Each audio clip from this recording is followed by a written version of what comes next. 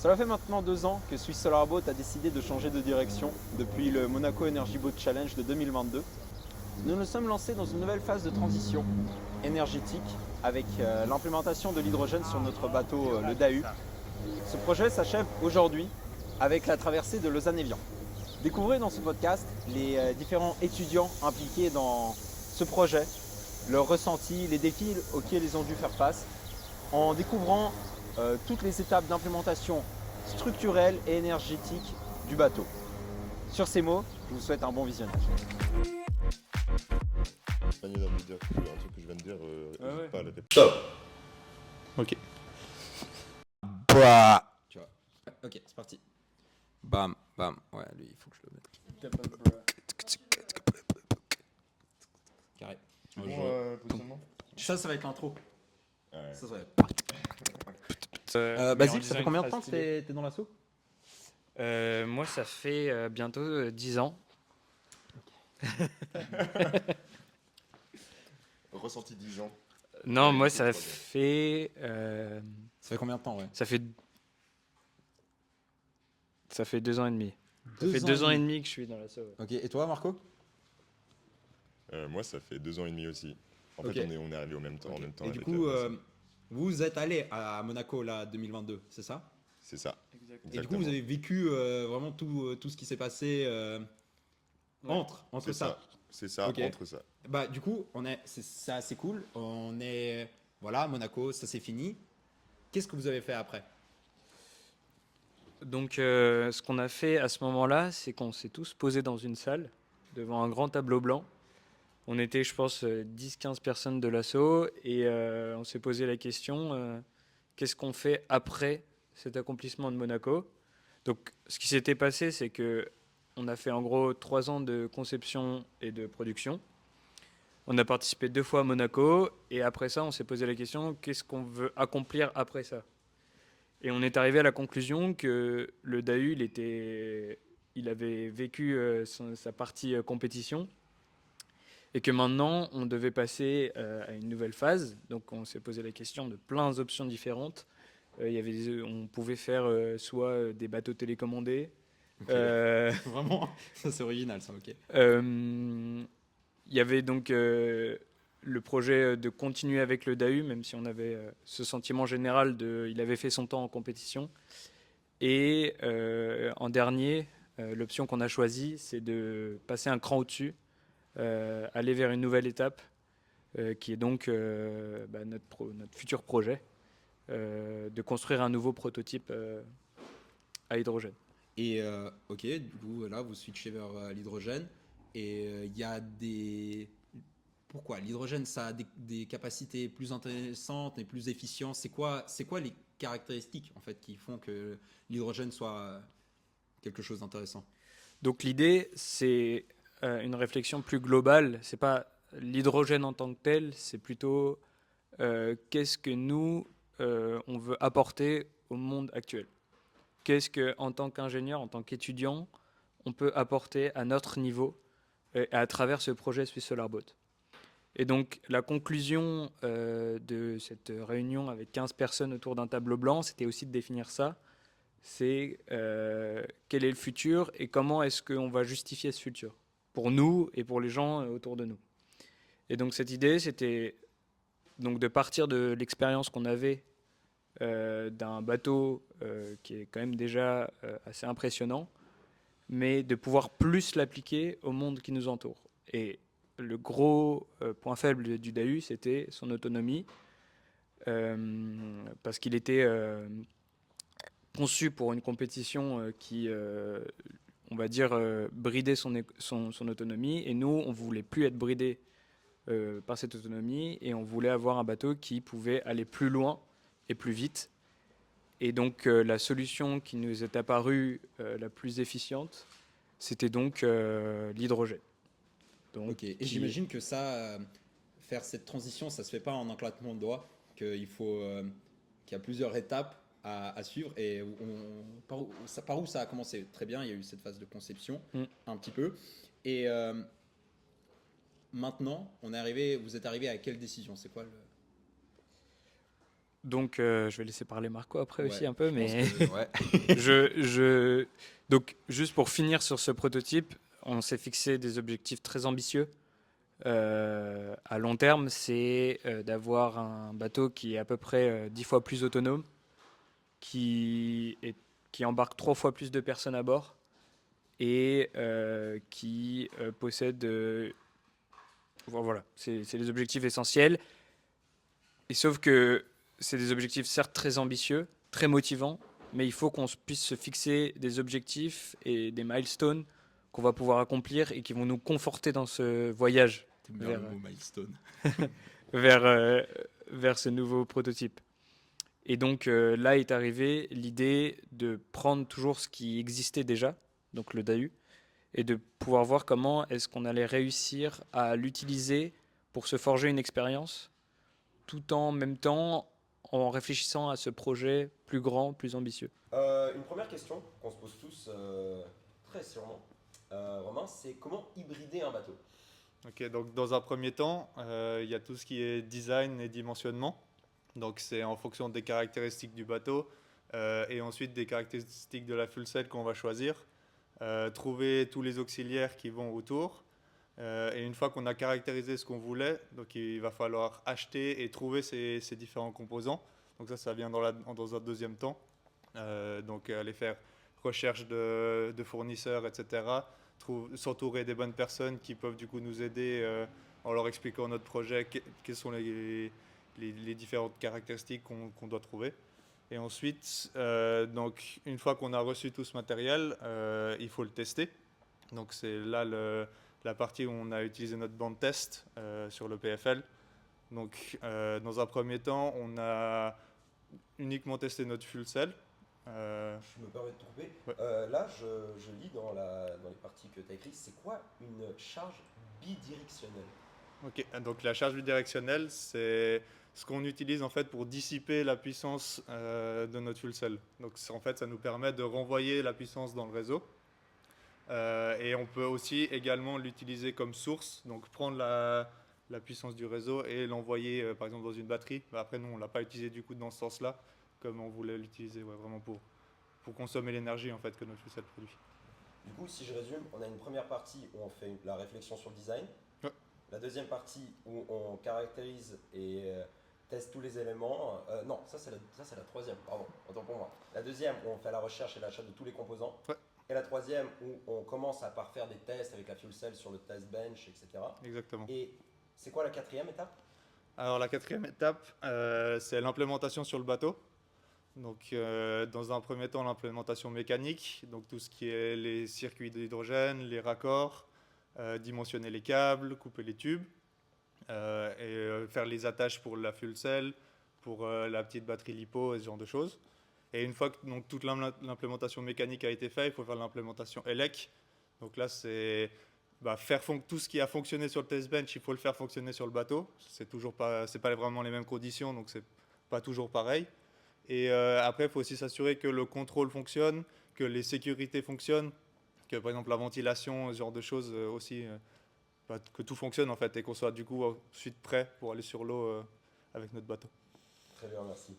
Audrey, d'où est-ce que vous êtes parti pour hybrider le bateau? Ouais, alors du coup, nous, notre projet, il a commencé sur le terme d'une thèse de master qui a été faite par un membre de Swiss Solar Boat sur justement l'hybridation d'un bateau à l'hydrogène. Donc lui, il a pu déterminer toutes les étapes, tout ce qu'il fallait faire, tous les éléments qu'il fallait ajouter à ce bateau pour pouvoir atteindre notre objectif.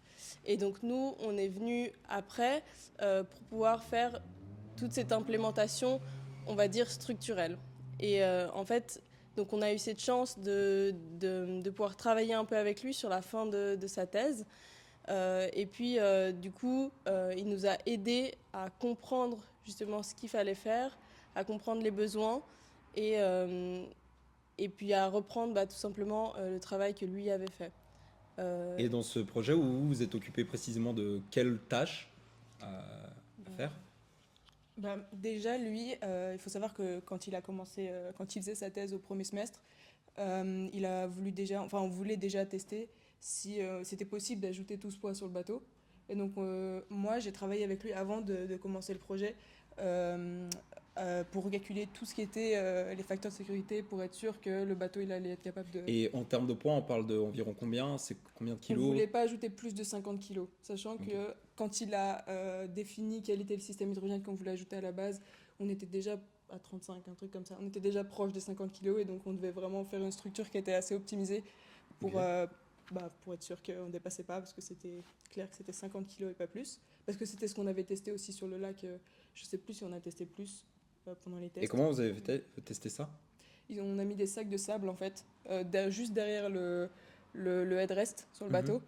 Et, parce que c'était l'endroit où on voulait le mettre en fonction du centre de gravité du bateau, etc. Et du coup, on les a juste posés pendant les tests et on a regardé si on arrivait à foiler avec ou pas. Maël, qu'est-ce qu'il faut faire pour mener à bien un projet comme celui-ci? Je pense que d'abord, il faut une équipe très dynamique, motivée, déterminée, passionnée aussi par le projet. On a eu beaucoup d'heures de travail sur poser la réflexion, pour poser les bases du projet, se poser les questions en termes de normes, de sécurité, tout ce qui va être la méthodologie et la stratégie adoptée pour mener à bien le projet. Et je pense qu'un des piliers de notre réussite, c'est aussi d'être capable de collaborer en équipe pluridisciplinaire et surtout de garder une bonne communication. Vous êtes combien de disciplines dans votre équipe? Alors justement, dans notre équipe, on a beaucoup de choses, mais je pense que c'est plutôt bien de parler des pôles de l'association. Enfin, on a plusieurs pôles, domaines techniques. Il y a l'aspect structurel, tout ce qui est hydrodynamique, électronique et énergie, qui est notre pôle. Et voilà, le fait d'être capable de tous se soutenir, s'écouter et avancer vers un même but qui nous amène aux résultats qu'on a aujourd'hui, c'est un peu notre fierté et je pense que c'est essentiel pour la réussite d'un projet. Et au cours de cette réalisation, vous avez fait des erreurs, vous avez emprunté des fausses pistes. Comment ça s'est déroulé? Alors, on a fait un certain nombre d'erreurs. Je pense qu'on est tous d'accord pour dire que l'erreur est humaine. Et je pense que la valeur ajoutée qu'on a, c'est d'être capable d'en tirer des choses, l'apprentissage qu'on va en tirer. Pour nous, ça a été la précipitation. On a tous voulu se lancer dans cette nouvelle technologie qui n'est pas si simple que ça à maîtriser, surtout du fait qu'elle est nouvelle. Et il a fallu prendre du recul, prendre le temps de se poser pour consolider les fondements qu'on a dans notre réflexion globale. Et bien évidemment aussi bénéficier de l'aide de tous les partenaires, fournisseurs qu'on a, qui, eux, ont une expertise dans le domaine un peu plus accrue que nous et qui pouvaient nous aider sur tout le domaine des normes, certification, toute cette manière de réfléchir les bonnes pratiques et les aspects sécuritaires. Et voilà. Très bien, vous avez repris ce projet de master. Et la deuxième étape, c'était de faire quoi? J'ai entendu design et intégration des éléments. C'est quoi ça? Comment ça se passe? Du coup, en fait, on a d'abord travaillé sur la structure principale. Et en fait, ça, c'est une étape qu'on a encore fait avec cette personne justement qui faisait sa thèse de master. Donc, on avait toute une structure qu'il a designée et qu'on a fini par designer aussi avec lui. Son placement était stratégique parce que justement, comme l'a dit Clarisse, il fallait que en fonction du centre de masse du bateau, en fonction de aussi l'esthétique, cette structure devait être bien placée. Elle devait être aussi très légère parce que le bateau fait 200 kg, donc on ne devait pas dépasser 50 kg parce que le but de ce bateau, c'est de pouvoir foiler et puis d'être performant. Et en termes de matériaux, vous avez utilisé quoi du coup pour faire une telle structure? Alors justement, cette structure, elle était assez complexe, elle était assez grande, donc environ 2 mètres de long, donc en dessous du bateau. Au niveau, cette structure rallonge la structure du cockpit en dessous et en fait, elle s'adapte vraiment à la shape du bateau. Donc elle est assez complexe. C'est pour ça que on a opté, comme sur le DAU, pour une structure composite. Parce qu'une structure composite, du moment où on a un design sur le 3D, on peut passer à un moule et on peut faire vraiment une pièce qui est très particulière. Et donc, pour la légèreté, on a bien sûr opté à du carbone, la fibre de carbone. Et voilà. Et donc voilà, on avait cette première structure. Ensuite, on a adapté, on a mis un capot dessus pour pouvoir la refermer. Et puis après, on a développé aussi toutes les pièces qui allaient aller dedans pour attacher justement tous les éléments du module à hydrogène. Donc que ce soit les bouteilles d'hydrogène, la fuel cell, les composants électriques, électroniques, tout ça. Et comment vous avez fait du coup pour, c'est cool maintenant que vous avez eu cette structure pour mettre l'hydrogène et tout le matériel dedans. Qu'est-ce que vous avez fait pour comment vous avez procédé pour l'attacher au final sur le bateau? Du coup, on a regardé, quand on a reçu tout ce qui était fuel cell et puis les bouteilles, etc., on a regardé un peu à quoi ça ressemblait et on a essayé de créer des pièces qui justement allaient être assez rigides pour quand même bien les maintenir, mais pas non plus trop épaisses et trop lourdes. Donc on les a aussi fait en carbone pour être sûr que ça allait pas forcément rajouter trop de poids sur la structure. Et en fait, on avait nos structures de base et on a essayé d'intégrer les éléments de la façon la plus un peu comme un Tetris, le plus près Compact, possible, un peu exactement, possible, ouais, ok. déjà parce que sinon il y aurait eu pour tout connecter ensemble, ça aurait été compliqué si c'était plus loin, et en plus parce que on n'avait pas tellement tant de place sous le bateau, donc parce que ça fait 2 mètres, mais c'était assez étroit en fait comme structure, et donc du coup on a vraiment pensé, on est parti de la structure initiale et on a pensé toutes les pièces, par exemple les bouteilles, on a pensé à faire une structure qui viendrait rigidifier un peu tout le traîneau, mais qui aurait la forme, les deux U par exemple, pour juste venir caler les bouteilles. Et on s'est dit, ça tiendra pas si on a juste ça, donc on devrait en fait rajouter des sortes de bandes qu'on appelait des colliers en fait au-dessus. Et en fait tout ça venait un peu naturellement, c'est-à-dire qu'on commençait, on se disait comment on va accrocher les bouteilles, on a pensé à ça, mais en fait si on a ça, qu'est-ce qu'on devrait pas ajouter autre chose? Puis on a aussi regardé ce qui était le plus facilement produisible, parce qu'il faut quand même produire les moules et après il faut produire nous-mêmes. Et si la structure elle est complètement impossible, si c'est impossible de poser les plis de composite, ou si elle est trop épaisse et qu'on peut pas infuser avec toute la résine, etc. Quand on produit, c'est pas possible. Donc il fallait penser à tout ça en même temps. Et pareil pour attacher la fuel cell, on a vraiment regardé la fuel cell et on a adapté par exemple les endroits où on allait l'accrocher à pile les endroits où il y avait des vis par exemple sur la fuel cell. Du coup, c'est vraiment c'était vraiment un projet très pratique. Oui. Du coup, ouais, c'est qui est très intéressant. Et en si je peux ajouter aussi, il y a un aspect important qui est vraiment lié à l'hydrogène, parce que faire des structures en composite, pour finir dans l'association, on commence à avoir l'habitude. Mais il y avait un aspect qui était particulier et qui était très nouveau, c'était de devoir penser la position des éléments, pas seulement par rapport au centre de masse et justement à l'équilibre, mais aussi par rapport à la ventilation. Donc, parce que quand on a de l'hydrogène sur le bateau, on est obligé d'avoir une ventilation suffisante pour pouvoir évacuer s'il y a une fuite d'hydrogène. On doit aussi pouvoir refroidir la fuel cell. Donc on a dû aussi penser à placer nos éléments d'une certaine façon pour avoir un flux d'air suffisant, aussi à pouvoir intégrer des ventilateurs dans la structure. Donc voilà. Ok, ouais. Et je vois que vous avez du coup dû faire un travail de recherche autour de ça, parce que l'hydrogène c'est quelque chose de rare quand même sur l'eau. C'est pas courant, c'est pas monnaie courante en tout cas. C'est ça, l'hydrogène comme technologie dans le domaine nautique, elle est assez récente encore en termes d'utilisation.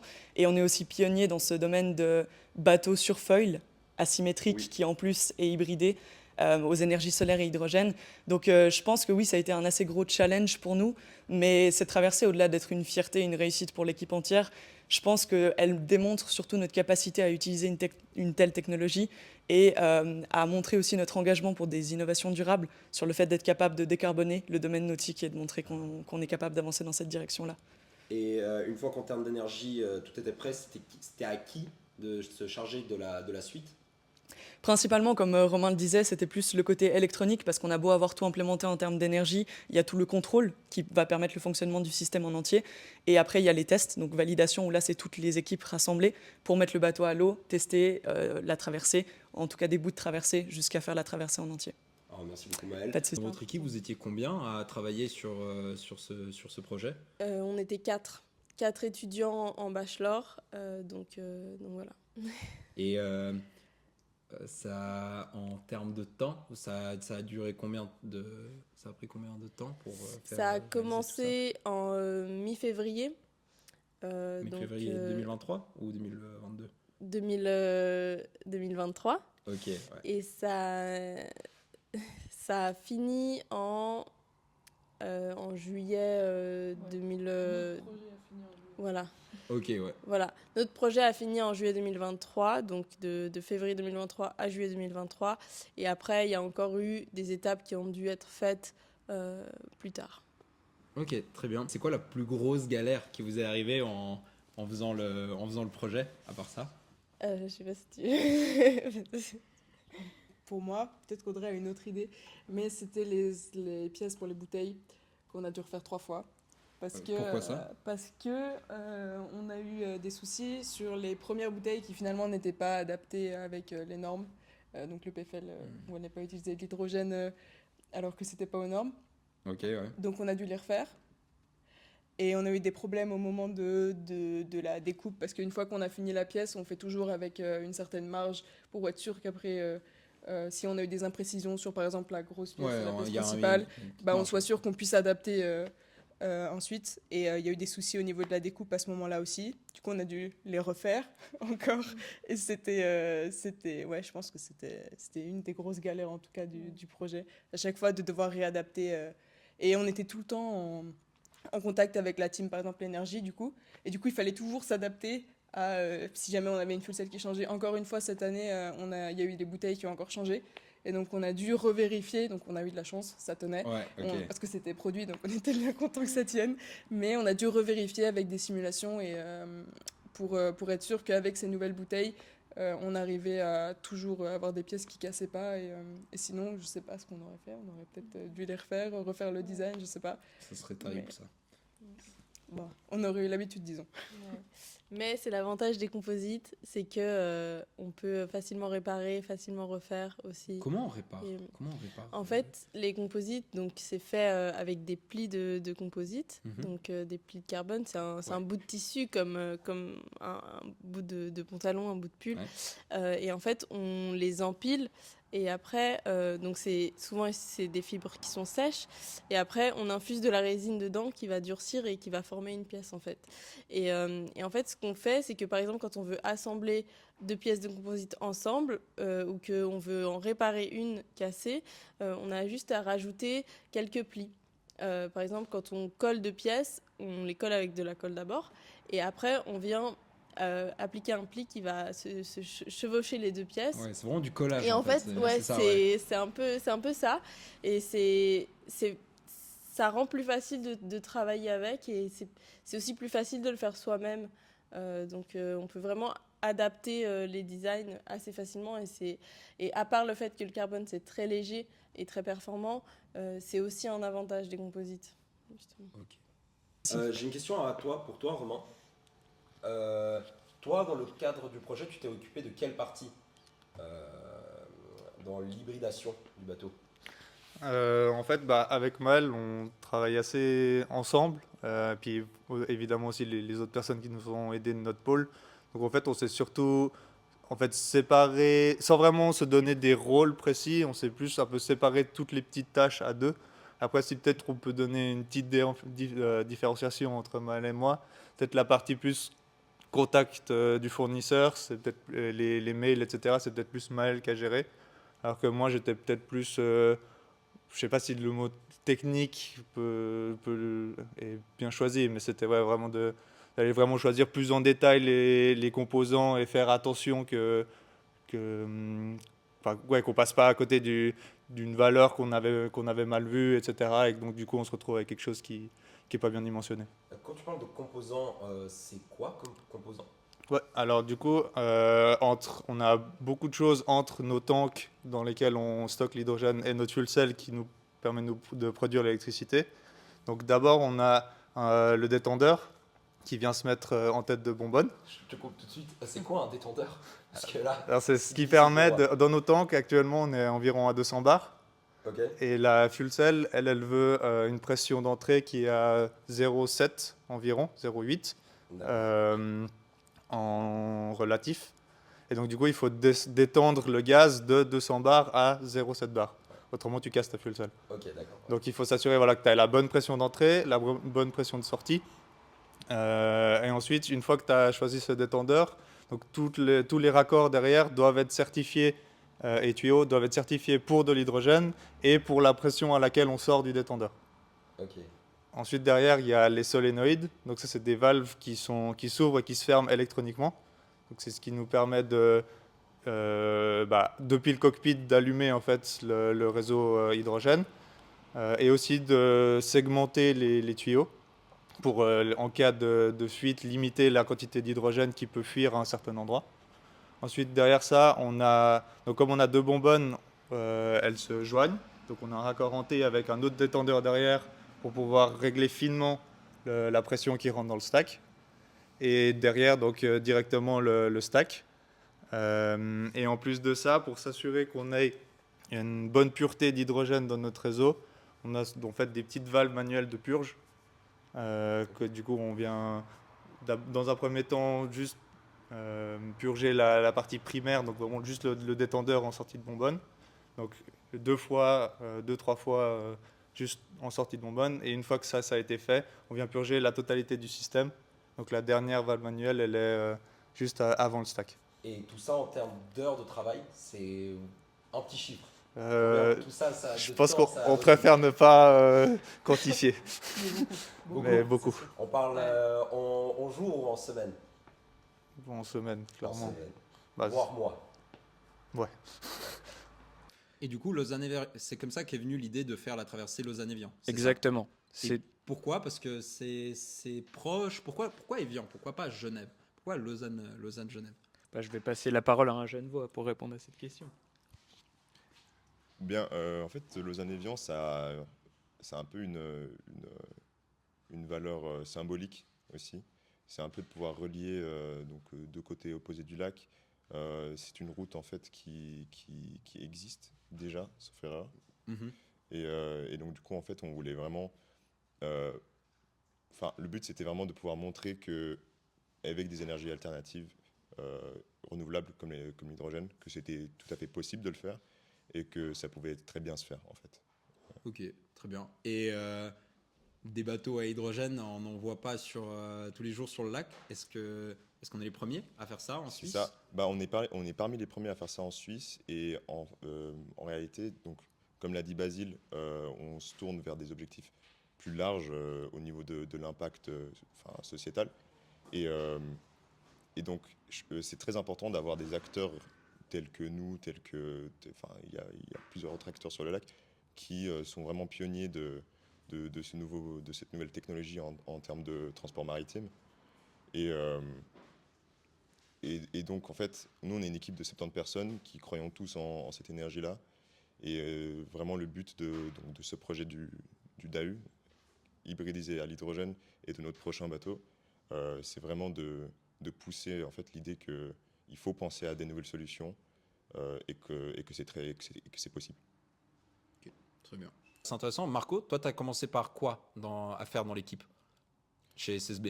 Donc moi, j'ai commencé dans la team structure avec un projet de bachelor sur la conception d'un foil et de son mât en carbone.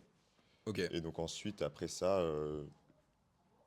je suis devenu team leader hydro avec Basile, où en fait on a en fait justement lancé toute cette nouvelle phase de design du prochain bateau, ce qui était une expérience extrêmement enrichissante parce que on avait un peu, après 2022, après Monaco, on était là, bon, qu'est-ce qu'on fait maintenant? Est-ce qu'on continue à essayer de perfectionner un bateau qui est déjà compétitif?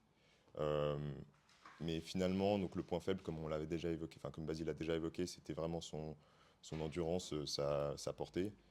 Et il n'y a pas 10 000 manières de le faire sur un bateau qui est déjà construit. On pourrait avoir une plus grande batterie, mais une plus grande batterie, ça veut dire un bateau plus lourd, donc moins performant, plus de surface solaire. Donc, mais ça, c'est pas possible non plus, parce que d'une part, on est limité par la compète. Une dernière question que j'aimerais vous poser, est-ce que maintenant que vous avez appris autant de choses sur la partie hydrogène et l'hybridation du bateau, est-ce que ça va être une expérience utile professionnellement? Je pense qu'on est tous d'accord et on se rejoint tous sur l'idée que les études, c'est vraiment essentiel, mais ça va plus nous apporter une sorte de culture générale et une conscience de plusieurs domaines de l'ingénierie. Après, d'avoir des projets comme celui-ci, c'est l'occasion de mettre la main à la pâte. On peut le dire, Romain parlait justement de comment on se répartissait les tâches et tout. Mais ce qui est chouette aussi dans un projet comme celui-là, c'est qu'on peut tous participer dans les sessions de test ou autres. Par exemple, même si l'ELEC, c'est pas notre domaine, on va pouvoir contribuer à aider la team ELEC. Nous qui connaissions pas l'hydrogène, comme peu de monde actuellement, on a pu mettre aussi la main à la pâte là-dedans, tester un peu la nouvelle technologie, apprendre beaucoup de choses qu'on n'apprend pas forcément en théorie. Et on a aussi beaucoup de rencontres avec des partenaires, des fournisseurs, donc se mettre un pied dans l'industrie, au fait, déjà. Et je pense que ça, c'est une valeur extrêmement intéressante pour plus tard, surtout aussi pour eux en tant que partenaires, de pouvoir recruter des élèves qui ont déjà une expérience avec des technologies. C'est vrai qu'à l'EPFL, c'est vraiment un cadre très théorique, et le fait de pouvoir rejoindre une association comme celle-ci, c'est vraiment, comme tu l'as dit, mettre la main à la pâte. On apprend sur le moment énormément de choses. Et tu parles de beaucoup de sponsors. Peut-être tu arrives à en mentionner quelques-uns qui nous ont aidés à Bien réaliser sûr. ce projet. Pour nous, principalement en énergie, on a GreenGT qui est un sponsor qui nous apporte beaucoup de valeur ajoutée, que ce soit dans des discussions qu'on a plusieurs fois par année sur tous les avancements du projet et comment être capable de recalibrer un peu les choses quand on est un peu perdu aussi, répondre à beaucoup de nos questions. On a tout ce qui va être partenaire lié au fuel cell. Là, en l'occurrence, c'est H3 Dynamics qui nous a fourni la nôtre. Donc, cette capacité à mettre en marche cette technologie avec tout le matériel qu'on a dans le bateau. On a aussi Linde qui est notre gros fournisseur d'hydrogène qui nous permet de faire tous nos tests, qui nous a aussi fourni les tanks pour le bateau qui contiennent l'hydrogène du coup pour la fuel cell. Voilà, il y a aussi Swagelock qui nous a permis d'avoir tout ce qui est raccord, etc. C'est vraiment tout un mix de beaucoup d'acteurs dans le domaine et au-delà de ça, même des discussions à des forums ou autres avec des personnes qui nous aident à mieux savoir un peu comment gérer cette technologie. Je pense aussi à Hubert Giraud, qui est maintenant prof à la retraite, mais qui a été d'un énorme soutien pour nous tout au long du projet et dans le fait aussi de nous ouvrir des portes auprès de partenaires et fournisseurs. Merci. Et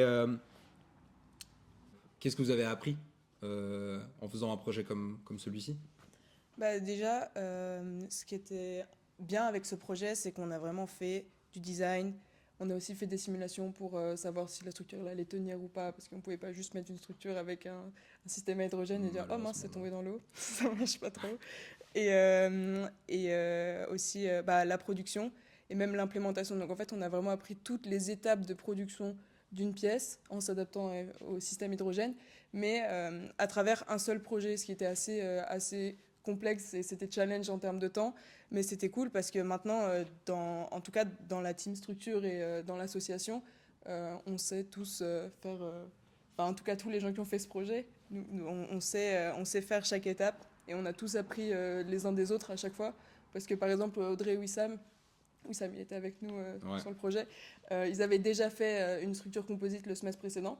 Et donc, par exemple, moi qui n'avais jamais fait, j'étais avec eux et ils m'expliquaient. Et c'était assez cool d'échanger et d'apprendre des autres. Et même d'apprendre tout ça, en fait. Parce que c'est pas...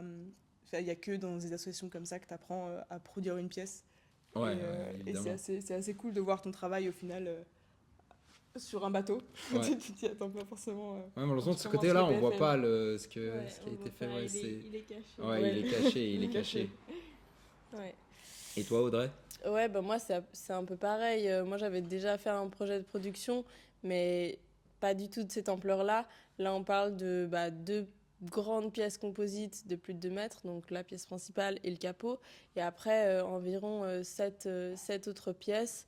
Donc, quand on parle de production, il y a beaucoup d'étapes. Il y a à chaque fois les moules, à chaque fois, il faut les préparer, il faut faire la pièce.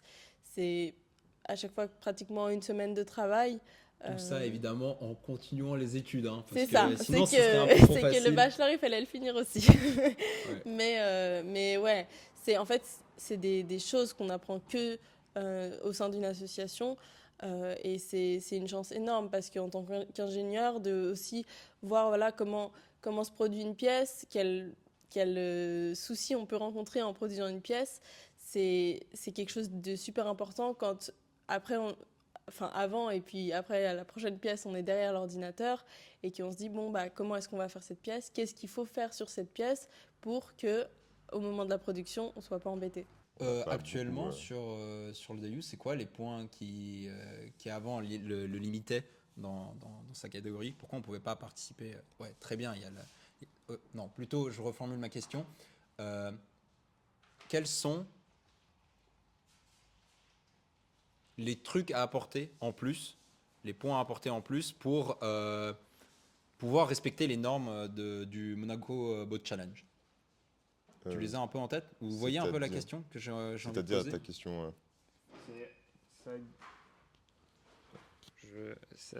La catégorie existe juste pas. Ah, il y a pas de catégorie bateau à hydrogène à Monaco? Il y en a, mais donc les points qu'on respecte pas, c'est donc en fait il y a trois catégories. Ok. La catégorie énergie, solaire, celle dans laquelle on était, et Silab, donc qui est beaucoup plus globale et qui englobe un peu tout type de bateau, avec des réglementations plutôt de sécurité plutôt que de limitation de la puissance ou de l'énergie embarquée. Tu arrives à donner un exemple de c'est quoi la limitation de sécurité? Là, c'est Bah, un peu juste flou. s'assurer par exemple que la batterie elle va pas exploser quoi. Yes, ok. Non mais c'est disons que la raison pour laquelle aussi le DAU il n'est pas en compétition, c'est il est plus dédié à la compétition.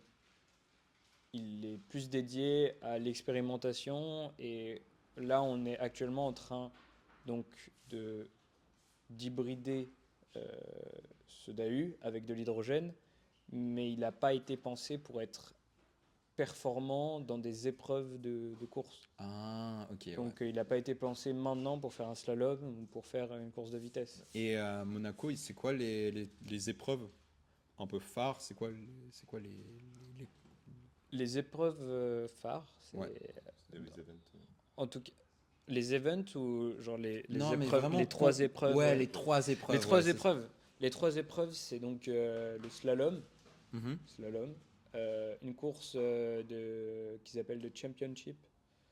Donc Ok. ça consiste en fait deux bateaux qui partent sur un même parcours et celui qui arrive le premier sur la ligne d'arrivée est sélectionné pour la phase d'après du tournoi. Enfin, c'est un tournoi. Ok. Quoi. Et la dernière partie, là où on était vraiment très faible, c'était la partie endurance. Ah, d'accord. Et là, on a vraiment été très mauvais. Enfin, on a été très mauvais.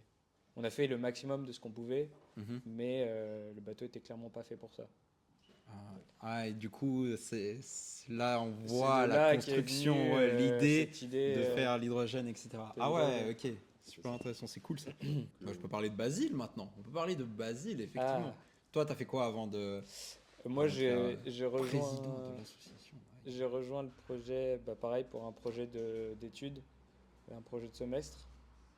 Et mon rôle, c'était de produire, de construire une boîte qui était faite en carbone, qui est située au-dessus du Safran et qui permet de fixer les moteurs de propulsion et les moteurs de positionnement des foils, donc pour toute la partie Safran du bateau. Ok.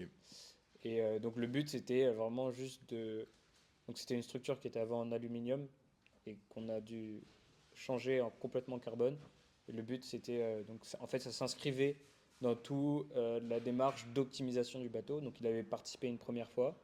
Et le but maintenant, c'était de faire comme avec une Formule 1, de prendre toutes les pièces et de voir là où on pouvait économiser du poids. Et donc ça faisait partie de ce processus. Stylé. Franchement, stylé. Ouais, c'était cool. Vous avez dit qu'est-ce que vous avez fait dans la partie technique, mais par contre, vous n'avez pas parlé que maintenant, toi, Marco, tu es vice-président et toi, Basile, tu es président. Ouais. C'est un changement assez drastique en vrai de ce que vous avez fait comparé à avant. Vous avez dû apprendre à manager quand même une équipe de 70 personnes et ça, c'est des compétences qu'on n'apprend pas tous les jours à l'EPFL. Et est-ce que ce projet-là, de la traversée Lausanne-Evian, ça a vraiment été formateur pour vous? Bah oui, enfin, absolument.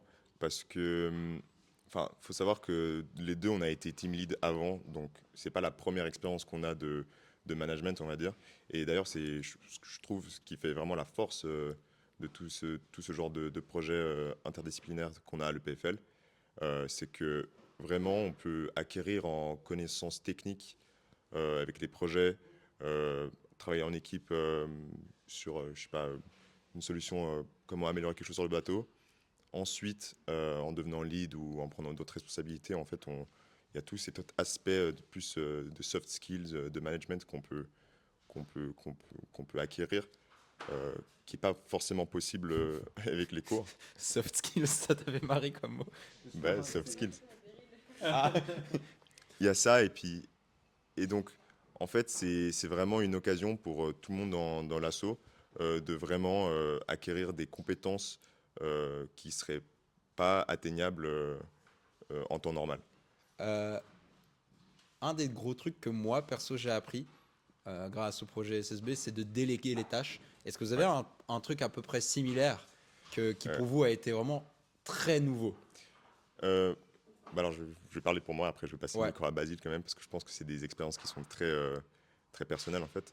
Je pense que travailler en équipe comme ça, avec un projet qui franchement a beaucoup d'ampleur, c'est la gestion du stress et en fait des échéances.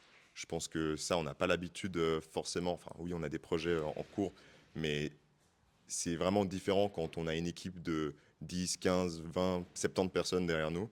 Et quand il y a des deadlines aussi, non? Quand il y a des deadlines, ben Ouais. c'est ça, en fait, c'est qu'on est confronté un peu à des soucis de temps, et il faut faire avec les moyens du bord par moment, et puis c'est tout cet aspect créatif qui est franchement cool à avoir. Et il y a puis, aussi oui, la notion de responsabilité aussi, je suppose, qui vient parce que intrinsèquement, vous êtes responsable de la alors, réussite du projet et Alors oui, bah après, chaque membre de l'équipe a son rôle, quoi. Tout le monde est responsable de la réussite du projet. Mais c'est vrai que en tant que team lead ou en tant que président, vice-président, CTO, là, c'est plus à nous un peu de montrer le chemin, en quelque sorte, bien que en fait, enfin, tout le monde a est part aussi égale là-dedans, important. quoi. Et puis pour rejoindre ce que tu as dit juste avant, et après je passe le micro à Basile parce que ça fait longtemps que je parle quand même. C'est apprendre à déléguer des tâches. Effectivement, je pense que c'est l'unique chose la plus difficile que j'ai dû apprendre à faire dans mon parcours académique à l'EPFL. Parce que franchement, enfin, on est tous impliqués à fond, on adore tous ce projet. Et un peu donner des tâches ou lâcher prise, parfois, c'est pas facile. On aimerait tous garder le contrôle sur tout ce qui se passe. Et en fait, finalement, c'est pas possible. Enfin, c'est impossible de faire ça. Donc, apprendre à déléguer, c'est. Enfin, je sais pas ce que t'en penses, mais pour moi, c'était. Toi, pas très Basile, facile, du coup, quoi. c'est quoi le skill? Le majeur? skill, Ouais, le skill. je pense le skill. Alors, du coup, il y avait l'année dernière. Je pense que l'année dernière, c'était la délégation, je l'avais déjà en tête, je pense. Genre, c'est pas le truc qui m'est apparu comme le plus gros défi, parce que j'en étais conscient. C'est peut-être d'autres trucs dont j'étais pas conscient. Par exemple, la, le recul, prendre du recul.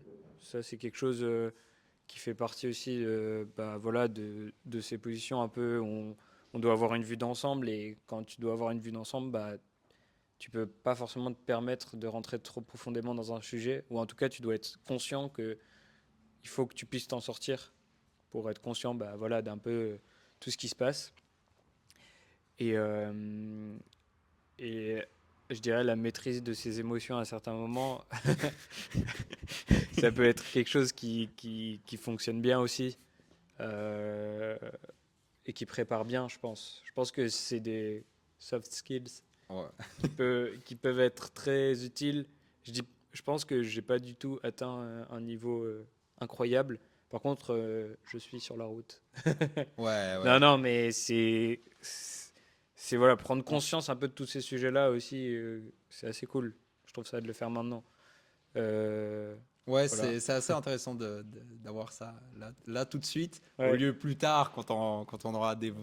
C'est ça. Et puis aussi prendre conscience que ce que tu vas faire, c'est pas forcément genre ce que tu avais imaginé, mais c'est quand même bien.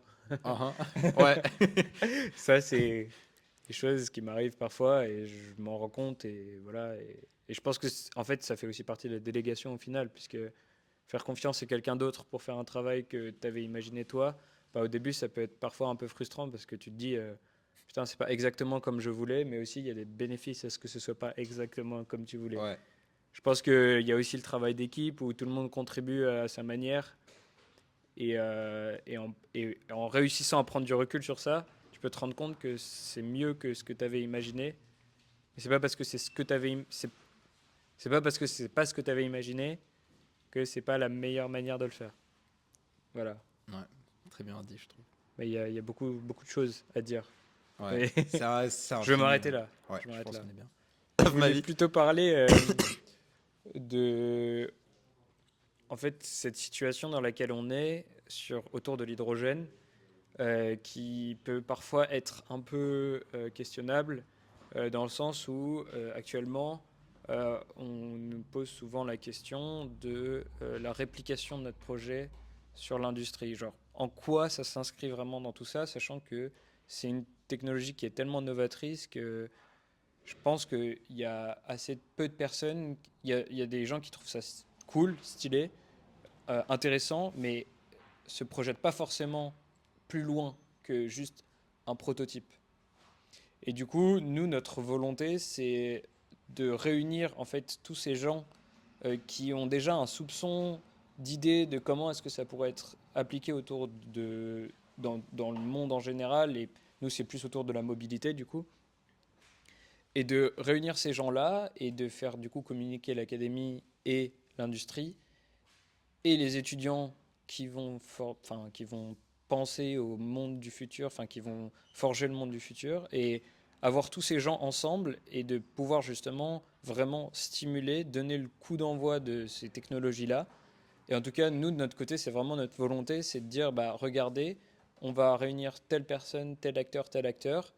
Eux ont déjà commencé à faire des choses comme ça. Nous, parce que nous, on est dans la mobilité nautique, mais il y a aussi plein d'autres types de mobilité qui peuvent être intéressantes pour l'hydrogène. Et le but, c'est d'avoir cette vision plus haute, pas juste de dire on fait un bateau, de dire on réfléchit aux moyens de se déplacer du futur.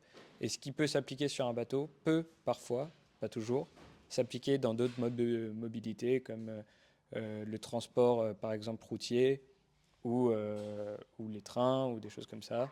Et même, ça c'était avant, moi je n'avais même pas autant pensé, c'est tout ce qui est les bateaux de cargaison, etc. Ouais, c'est ça. Le transport de comment on appelle ça? C'est transport commercial en fait. Ouais. C'est tout ce qui est gros cargo, etc. C'est une solution. Et nous, on a vraiment cette volonté de pas faire juste un truc. On est passionné et on adore faire ce qu'on fait, mais c'est pas juste pour notre petit plaisir et notre petit ego. Il y a aussi cette vision globale où on essaye tant bien que mal de contribuer à ce qui est autour de nous. Et grâce aux moyens qu'on nous alloue, ça c'est une grande chance qu'on a, c'est qu'on a les moyens de faire quelque chose qui a du sens et qui fait vraiment preuve de concept. C'est-à-dire qu'on peut s'appuyer sur ça pour développer quelque chose après. Si je peux me permettre de rebondir très rapidement là-dessus, c'est que, justement, c'est très possible qu'en fait, de ce qui peut sortir de ce projet n'a pas exactement la forme d'un bateau comme nous on l'a fait. En fait, le but, c'est vraiment notre responsabilité, en fait, en quelque sorte, c'est vraiment d'essayer d'innover, d'apporter des nouvelles solutions. Et puis, si ça se trouve, ça sera qu'un aspect de notre projet qui va être pris et retravaillé. Et en fait, c'est vraiment cette machine, ce processus-là qui en fait ouvre de plus en plus de portes à des solutions toujours plus renouvelables et efficientes, quoi.